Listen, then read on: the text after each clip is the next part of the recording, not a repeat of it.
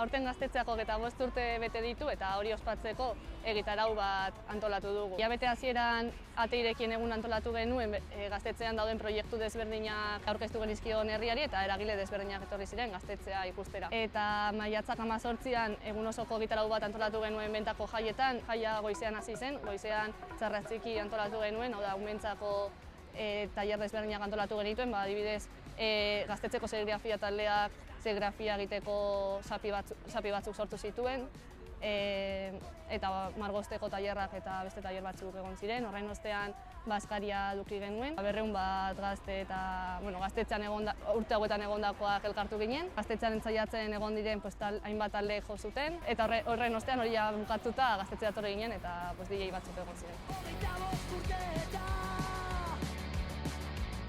Duela urte bat gutxi gorabehera hasi ginen proiektuarekin, bai liburuarena eta bai dokumentalarena, eta batez ere 25 urte hauetan zehar asanbladatik eta gaztetxeko proiektu desberdinetan parte hartu duten jendeari elkarrizketak egin diegu, eta batez ere izan da etorkizunean hemen zer gertatuen edo zer egin den proba geratzeko.